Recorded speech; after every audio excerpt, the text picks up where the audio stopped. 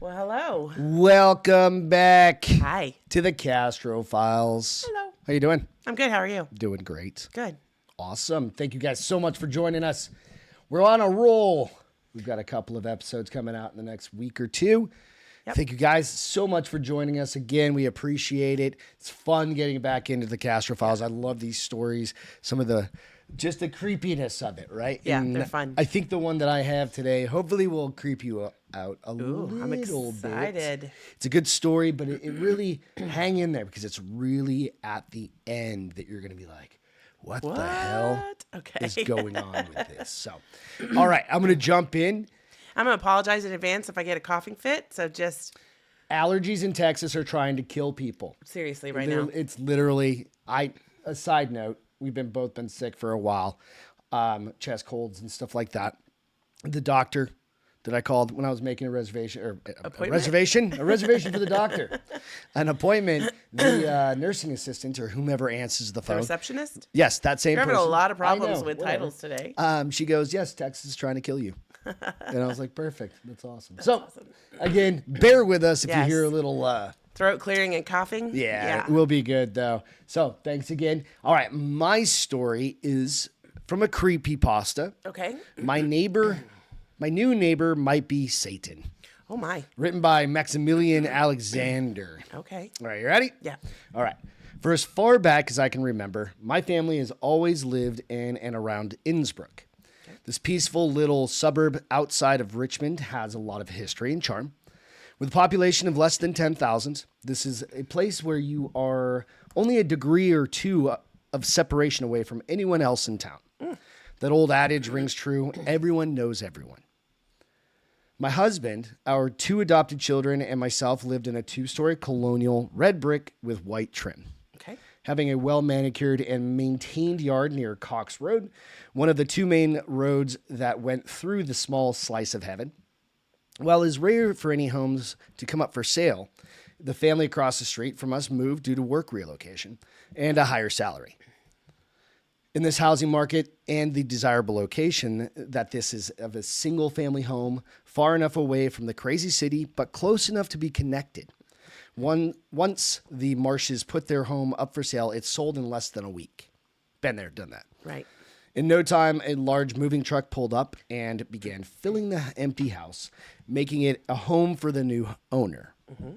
My husband, Sam, was working on site at his office today, and I happened to be taking the week off from my stressful consulting job. Being the friendly across-the-street neighbor, I baked up a dozen double chocolate chip cookies to take over and introduce myself. I thought the same thing. Those are my favorite. As I approached the house, I could see 4 individuals wearing Nightfall Transit shirts. That's the name of the company on their shirt. Okay. A company I had not heard of before. I approached one of them. He was tall, had dark red hair, looking like he could use a bit of sunlight. Interesting company name you work for. The mover stops and acknowledges my presence. Absolutely. It is a small family-owned business named for the fact that day or night, we are here to perform. Some individuals need to move at the drop of a dime. Could be at 8 in the morning or 11 at night. He smiles and it feels unnatural. The teeth look a little bit too white. The smile a little too wide. Here are a couple of business cards. My name is Ammon Alcard Crowley.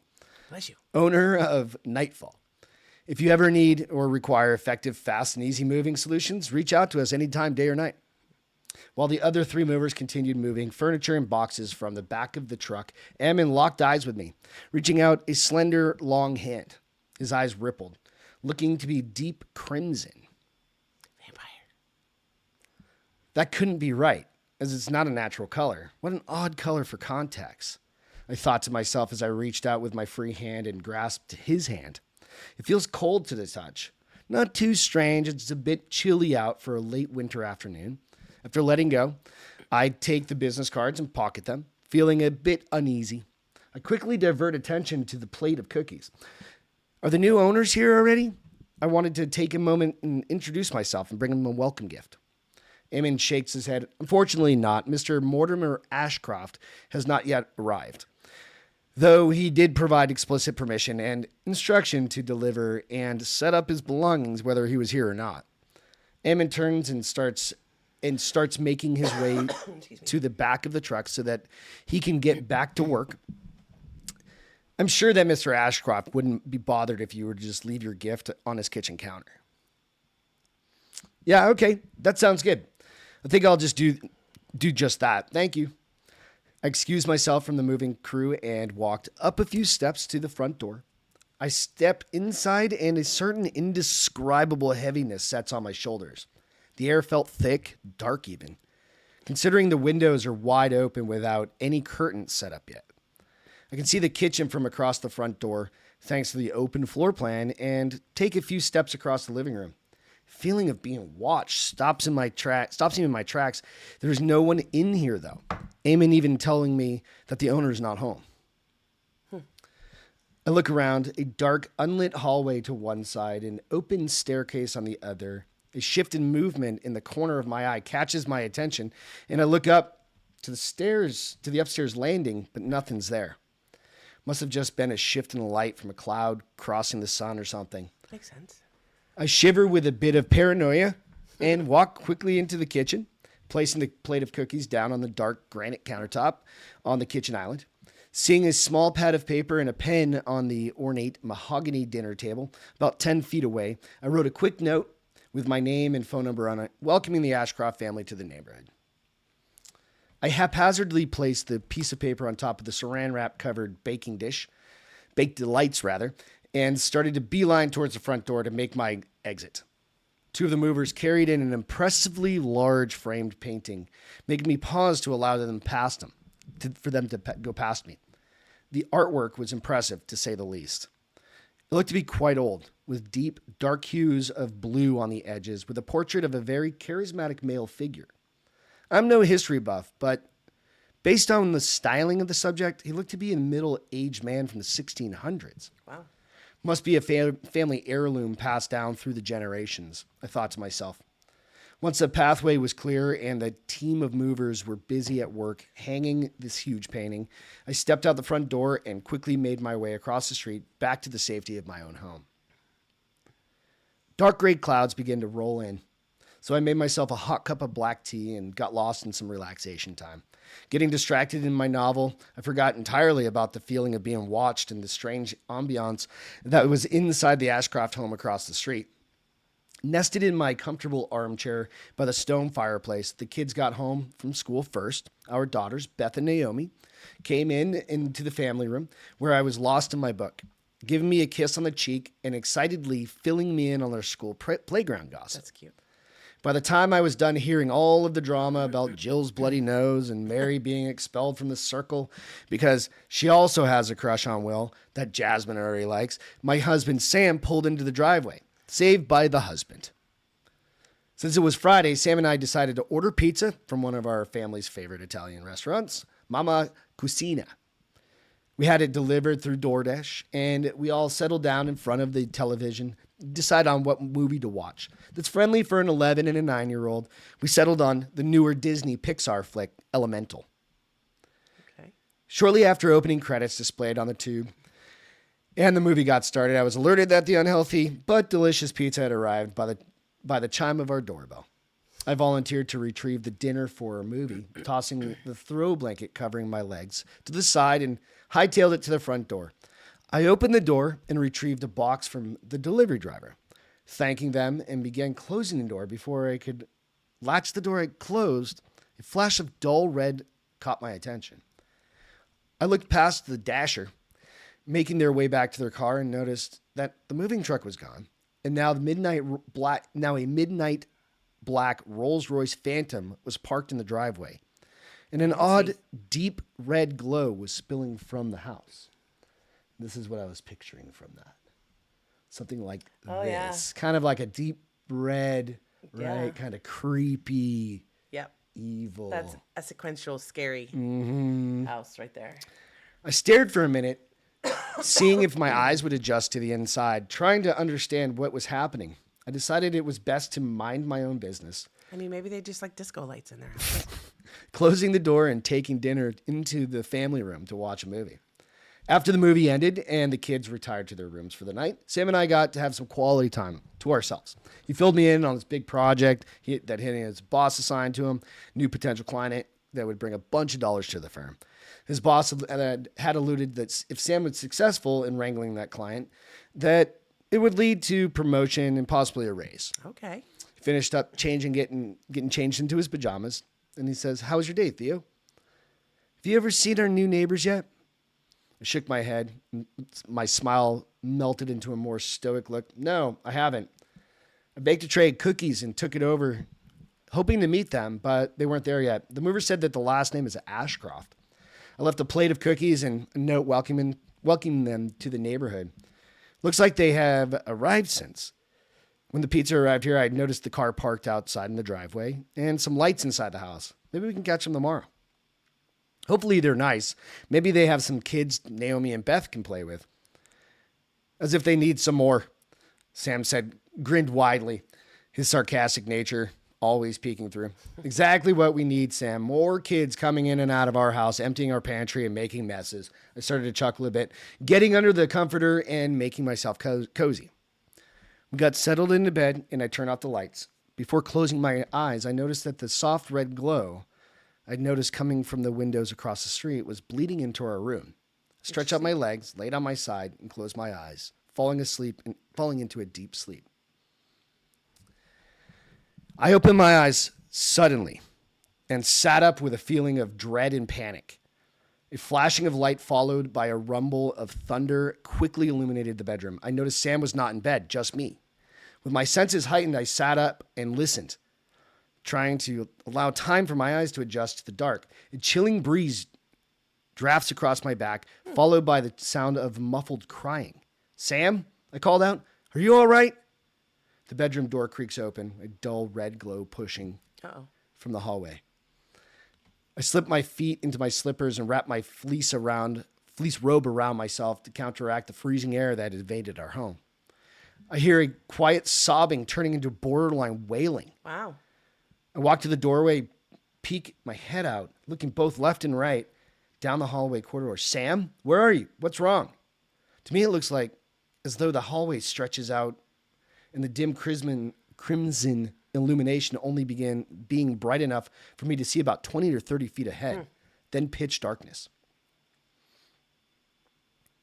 While this should have stood out as odd to me, seeing as the hallway in our house is not that long, I was more determined to find Sam and help him out. I hear sobbing again. It sounds as though it's coming from the right side, so I start softly walking to the right to find him. This direction is where the kids' rooms are. And my story just jumped. Hang on. Do do do do do do do. Don't you love that? Yeah, All right, there we go. Okay. This direction where the kids' rooms are. Why would he be in either Beth or Naomi's room? As I make my way down the passageway, a sanguine-colored lightning throbs in and out. Finally, after what feels like a solid 10 minutes of walking, I can see the doors to both Beth and Naomi's chambers. The rooms are positioned at the end of the hallway. Naomi's on the left and Beth's on the right, with a third wall with a picture window looking out. Perched underneath the console table that sits in the very front underneath the window, I can see a very pale, gangly person curled up in a fetal position. Okay, that's not creepy. Their chest heaving in and out like they're hyperventilating. I can't make out who it is, though. It doesn't look like anyone in our family. I approach the figure, kneeling down and reaching out to touch them on the shoulder. Before my fingertips make contact with their body, the creature whips itself around and positions itself on its knees, getting right up in my face and screams an ear-shattering scream. The creature is as white as a ghost, no eyes, and its face elongates to scream. The skin breaks apart, and from where the mouth should be, tearing holes that open up into pitch black void in an alabaster skin. Holy crap. What, he dropped some acid before he went to bed? Holy shnikes. I stumble backwards in surprise, catching myself and standing up to turn around to flee. As I get turned around, I am now in my older daughter, Naomi's bedroom. Only the bed and the bedside table are illuminated. Naomi is laying in bed, looking perfect like a porcelain doll, and Sam is on his knees at her bedside. He's bent over, head laying on the bed next to her, bawling. Sam, what is happening? In between racking sobs, he responds with a very scratchy sounding voice. You did this. You brought this into our house, into our family. Sam grabs a handful of the blanket covering Naomi, squeezing it in anguish. I don't know what you're talking about. What did I do? What did I bring? Before I could finish asking, Sam bolted rigid straight. He sat there, still and silent, for about 5 seconds before bending straight back. A sound of bones popping and making my stomach crawl. Scorpioned himself. While You did standing this, up. you did this, you did this, you did this, Sam kept shrieking over and over. His eyes rolled into the back of his head. The only thing that I could see was the whites of his eyes. Blood began streaming out of his ears, nose, and mouth. I reached up and clasped my hands over my ears, turning around to exit the room. I found myself now standing in front of our fireplace with a dramatic, high-backed velvet chair. In the blink of an eye, Okay. the pyre inside it ignited into life. The radiant warmth felt nice, casting shadows from the chair and myself across the floor. I took a step closer to the fire, trying to peek around the back of the chair to see who, if anyone, was sitting in it. I was startled by a deep, smooth voice. What is the one thing in this world that you want the most? I don't know what you mean, I responded. Whatever you want most can be yours. You know what you need to do. Rumpelstiltskin? Hello? The mysterious voice stated. I walked forward and looked over the side of the chair, met with a shrieking, blood-oozing face of Sam, mere inches from my own. You did this! I awoke terrified, drenched in a cold sweat, heart pounding. It was still dark out. I grabbed my phone and looked to see the time. It was 3:13 a.m. I knew it was going to be 3 o'clock. I talked myself down, realizing it was just a nightmare. I laid myself back down, trying to get some sleep, which ended up being a failure. You think? Hello? After another few hours, I resigned myself to being tired through the day. Getting out of bed and making coffee for Sam and myself, he and the kids stumbled into the kitchen over the next hour and a half. And they were bright and rested, myself being quite quiet and reserved, still admittedly shaken from the nightmare. Yeah, I imagine. The kids stomached a small breakfast, then disappeared into the family room to play, keeping themselves occupied for a while. Sam asked me, Theo, what's wrong? You look like you've seen a ghost. Taking the opportunity, I explained my nightmare to him. Sam wrapped an arm around me, giving me a side hug, made an effort to comfort me. He gets me distracted from thinking about it, suggesting we get dressed and go across the street to meet our new neighbors. Oh, no. Because none of this crap started till he went across the street. Right. I'd be like, no, thank you. I get out of my night clothes and change into some casual jeans and a hoodie. Together, we slip out the front door, walk over to our driveway, and start crossing the street. Before we even reach the other side, a man opens the door and comes outside, waving and greeting us. Good morning, gentlemen. I am Mort Ashcroft. I stop dead in my tracks as his voice matches the one I heard in my nightmare before Sam popped around the side of the chair, screaming into my face. He meets us at the end of the driveway, extending out a hand. Sam reaches out and takes his hand. I can't help but stare into in surreal disbelief. I take in the details of Mort's stature. Tall. He had to have been 6'6", salt and pepper hair, very strong facial bone structure. He was pale as paper with piercing emerald eyes. Time dilated. I see Sam's mouth moving very slowly, no sound coming from his direction as they clasp their hands and move at snail's pace. I hear Mort's voice in my head. What is the one thing in the world that you want the most? I am immediately snapped out of my fugue state as their hands detach and I hear Sam introduce me. And this is my husband, Theo. We're the Dubois. I pull myself together and act as normal as possible, reaching out my hand and exchange greetings with Mort. Yes, I'm Theo, and we have 2 girls, Beth and Naomi, who are wasting their Saturday on television. Do you have any kids, Mr. Ashcroft? I inquire, keeping the conversation momentum going. Regrettably not. It's just myself. Maybe one day, though. I hope to be around for a while longer. Only time will tell. Would you both please come in for a moment? I have a pitcher of mimosas ready to enjoy. You can pretty much... I'll come over for some mimosas. Yeah, heck yeah. I'm just saying. Whatever. And those cookies? You give me mimosas and those double That's what chocolate I'm saying. cookies? Come on. Hello? All right. Perfect Saturday. Come over some mimosas to enjoy and your devilishly wonderful cookies you left yesterday. Told you. Ding, ding, ding. Oh, you didn't hear the devilishly I heard. wonderful? I was concentrating on the cookies. More gestures to his face to face the door. A perfectly pearly smile adorns his charismatic face. Sam accepts the invitation for both of us and begins walking up the driveway to Mr. Ashcroft's door. I'm left behind, still not sure I know what is reality anymore. Am I still dreaming? I don't think so. I pinch myself and come to the conclusion that I'm very much awake. I must be letting myself my imagination run wild. So to be polite, I follow Sam and Mort into the home. Mort Ashcroft is an entirely charming individual, throwing out jokes at the appropriate times while being a splendid host with refreshments. We drink through the entire pitcher of mimosas and finish the cookies before we are interrupted by the shrill scream coming from our home. The girls immediately get up and look out the front window. Beth is out front screaming her head off, pointing inside the house. Sam and I bolt out of Mort's home and get to her in a flash. She's to the point of hyperventilating, relaying to us that her and Naomi saw a snake in the house. Okay, yeah, that's alarming. But I thought so much worse could have happened. We thank Mr. Ashcroft for being so hospitable and excuse ourselves to take care of our home.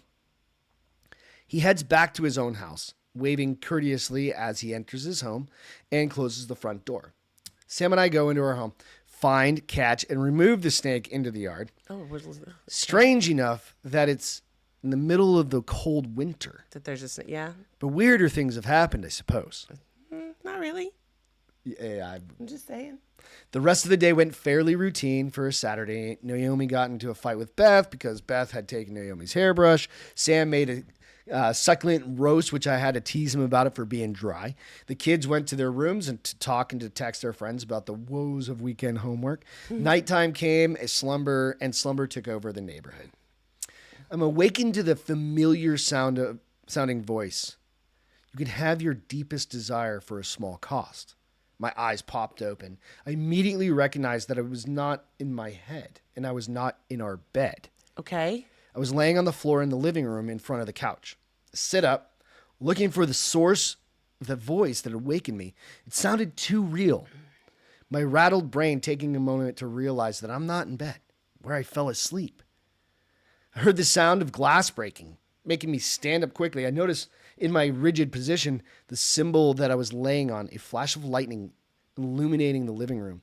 I'm quickly made aware that the symbol is everywhere, on the walls, all over the floor, on the furniture, even weird. It looks like and smells like it was drawn in blood of some sort. Ew. As the light dies out from the lightning, 5 candles erupt into flame, positioned around the symbol I had been standing in the middle of. I hear Beth shriek an ear-shattering scream. In dad mode, I bolt out of the living room and push my way into Beth's room. I'm met with an office space. Dramatic blood-red curtains frame a large picture with an oversized oak desk in front of it. Mort Ashcroft sat in the chair on the other side of the desk from me, motioning for me to take a seat in the vacant seat. Where's Beth? Mort chuckles. Worry not. She is safe and sound, asleep like a little babe. She is merely having a bad dream. That is why she screamed out. Why are you here? In her room. I choke out, tears starting to fill my eyes. Mort stares into my soul, his poker face unnerving. He blinks, his eyes changing from bright violet into a matching blood red of the curtains. You did this. You have a desire. I have an answer. It is a simple quid pro quo. Nothing more, nothing less. What did I do? I lose control, screaming out. I want to jump over the desk and start shaking Mort. I start shaking, though, and decide to slump down into the chair right next to me. A condescending yet wicked-looking smile crosses his face. Well, that's a $100,000 question, isn't it? You were a good neighbor. You were. You got my attention, which is fortunate for you, unfortunate for someone else. Mr. Ashcroft reaches his hand into his jacket pocket and pulls out a black remote control. He presses the button and the floor opens. Howls and screams fill the room, making me sick to my stomach. A wave of heat hits me in the face as I realize that I'm looking into the pit of hell. Yeah.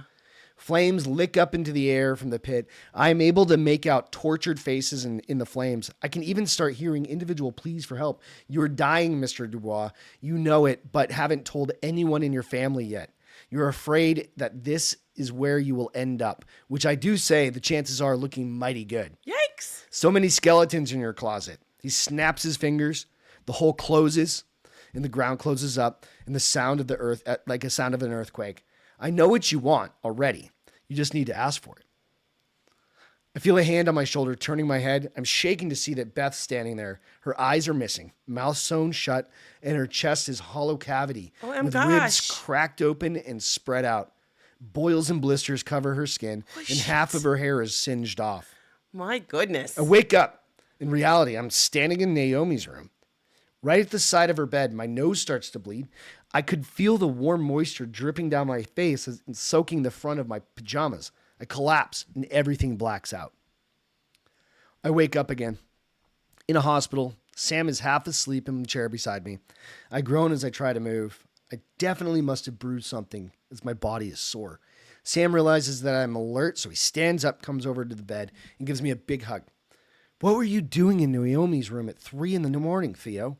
You woke us all up. You scared us.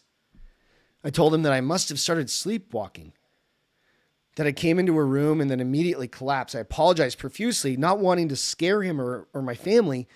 That's why I haven't told any of them about my terminal diagnosis for pancreatic cancer. Oh, shit. The doctor came in. While we were embracing each other after asking me several questions of my symptoms and what led to me being here at St. Mary's, after I explained to her my story, she ordered a CT scan of my brain just to make sure nothing was off and a panel of blood work. A few hours later, she came in and sat down, announcing she had some news. The cat was out of the bag now, as she announced that the cancer had spread to my brain. Oh, geez. Sam learned that the cancer was terminal and that I was looking at only a year, maybe 2, left to live. Both of us were beside ourselves in tears. We discussed addressing this with our kids and how we were going to proceed the rest of our lives together. Shortly thereafter, I got discharged and sent home. By this point, it was already getting late again, so we picked up some fast food to take home and for the kids to have dinner, as neither of us had any energy to prepare anything to eat. Understandably. The kids ate, went to bed. Sam had his emotions get the best of him, and he started screaming at me, wondering how I knew and didn't tell him or trust him enough all of this time. Were you just going to wait to drop dead for me to find out, he asked. Well, no. I just didn't know when would be the right time or even how, I began answering. He cut me off, going hysterical. When you found out would have been the right time. The screaming went on for what felt like forever. We decided that I would sleep on the couch. Wait, he's the one dying. Shouldn't the other guy sleep on the couch? I think his husband got pissed off, right? I mean, it's part of life. Like, yeah, F you, get the hell out, go sleep on the couch. You're not dead yet, right? The screaming went on for what it felt like forever. We decided that I would sleep on the couch tonight. We decided, right? Just to give us some healthy space to process feelings. Even though he was hurt, he still told me he loved me before locking himself in our bedroom. I could hear him sobbing from our room. After a couple of hours of laying there, stuck in my own thoughts, I fell asleep. My eyes opened, and I was inside Mort Ashcroft's living room. 3:00, I bet, again. The sun was out. Birds were chirping. Everything felt phenomenal. I saw this serving tray with 2 mimosas on it, so I walked over and grabbed one. I found a seat on the very comfortable leather sofa. I take a sip of my mimosa, and I hear, "Are you ready to ask for what you desire the most?" I look around and don't see Mort. That was very much his voice, though, but he was nowhere to be seen. Up here, the voice chimes in again. I look up and notice the regal painting I saw when the movers were unloading the truck. My eyes widened with fear as the painting was what was talking to me. This will be your last chance to ask. After my 3rd attempt, I don't bother anymore. It said, the colors on the canvas swirling in a hypnotic fashion. It was captivating but intimidating. I don't know. I mean, yes, I do know, but I don't. I managed to stammer out. Would it be easier if you said it to me instead of myself? Wait, what? Would it be easier if you said it to me instead of myself? I don't know. Okay. A voice in my head, my voice to myself, my left ear filled my ears. To my left filled my ears, sorry. I'd looked over and saw Mort sitting right next to me. While still feeling the watchful glare of the painting, either way, you are talking to me. That painting is just a little something I had commissioned by a certain Leonardo da Vinci. I may be old, but I'm still proud of how I aged so well, Ashcraft chuckles. Wait, are you? My mind couldn't think of the word I was actually thinking. Instead of what came out was an angel? He looks side to side as if looking to if anyone was here with us listening, then smiles in response. Something like that. What do you want? I start crying. Knowing my time is limited, I don't want to die. I want to live. I have cancer, and they are only giving me. Mort raises his hand, stopped me from going into rambling tirade. You want to beat cancer. You want to live. Well, I can give that to you for a small cost. Nothing is free, Mr. Dubois. Small my ass. What does it cost? I managed to get out, wiping the tears from my eyes, feeling a little bit of hope. Don't worry, Mr. Dubois. You have paid your desire while we have been talking. You paid in your sleep. Isn't that wonderful, he grins, reaching out his hand to shake mine. I reluctantly reach out and take his hand, a moment of hesitation taking me over in a last second. All I need to do is pay for it with sleep? Absolutely, Mr. Dubois. Now, when you wake up, you'll be cancer-free. Congratulations and welcome to the rest of your life. He stood up and walked to his doorway. He opened the door and motioned for me to exit. Now, if you'll excuse me, I don't mean to be rude, but I have another engagement I need to take care of this day. So I gather myself, get up and walk out of the house. I'm surrounded by bright, warm sunlight. It feels amazing on my skin. I hear the door close behind me and I turn around. It's been a week since I woke up in our room. I was standing by the side of the bed. You ready for this? Sam lay dead under my hands. I strangled him to death. Blood was running out of his eyes from the pressure I had put on his throat. I screamed the most blood-curdling scream I could muster. I was covered in blood with no recollection of what had happened. I saw the clock. 3. It was 3:30 a.m. I ran out of our room, and I saw the girls' bedroom doors were open. I found Beth folded in her closet, her eyes cut out, and her chest sliced open, an empty cavity gaping at me with her heart and lungs making a trail of blood and gore from her bed to the closet. Naomi was in her bed, her throat slit, laying in a pool of her own blood. Holy shit. I grabbed the keys to my vehicle and got out of there with just my wallet and a pair of clothes. I needed to get my story straight before they caught me. I needed people to know the truth. I am not a killer. It was not me. It was something controlling my body while I slept. It has been 5 days since I left our house. I'm in deep mourning and have not decided if I should end my own life or take prison time. The story has been all over the news, reports of police and state marshals looking for me. I called in a tip to the local police that I'm hiding out in a seedy little motel outside Philadelphia. I can see the lights coming down the road and hear the sirens. Please be careful of new neighbors. Sometimes they're not quite what they seem. It's 8:57 p.m. and we are getting new reports that the suspect from the Dubois homicide case has been apprehended in a no-tell-motel north of Philadelphia. Police and sheriffs arrive shortly after 8 to Theo Dubois locked in his room at his den of iniquity. The reporter and a woman in her 40s looking coiffed and caked with makeup to try and improve her appearance on HDTV continue to recite. The suspect threatened to take his own life if his demands were not met. He went on to scream incoherent things about the devil and a man named Mort Ashcroft. Our affiliates in Virginia will continue to look into this, as this is a new detail into the case. Allegedly, this Mr. Ashcroft just moved in across the street from the Dubois family and is being identified as a person of interest. As of now, there is no record of anyone purchasing the home, and it's still listed on the market. She turns her head to look at another camera before continuing to report. Theo Dubois did attempt to take his own life using a firearm to shoot himself in the head. The suspect did survive miraculously and is expected to recover fully. Stay tuned with us here at WDVL as the story continues to develop. Wait, what? WDVL? Devil. Double devil? Devil. DVL. Yeah. With a sinister chuckle, Mort turns off the television that is mounted on his new home as he sees his new neighbor walking up the driveway to introduce themselves in a warm, tropical Miami suburb. That's horrible. People are trying to be nice and he's making them kill people. The devil is out there. And this is what I was picturing. The first creature? This would be him if his Well, earthly body I see this as the thing that was at the melted hallway. away. Something like that, The right? hallway where he saw the gangly creature. Something like that, right? I'm like, Excuse me. So yeah.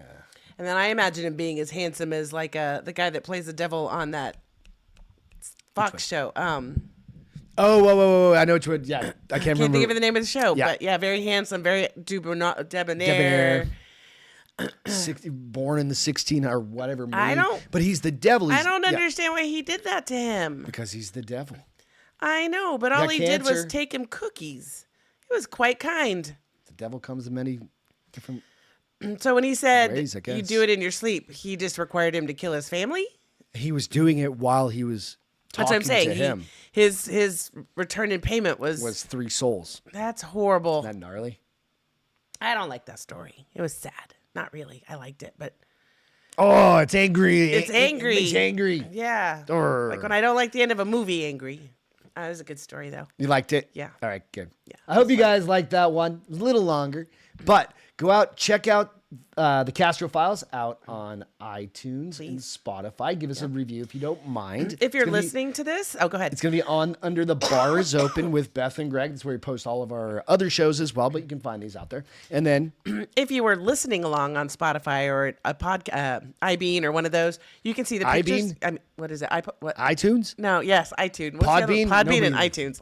But if you're listening on those, you can see the pictures on our Instagram page. Yep, out at Castro Files.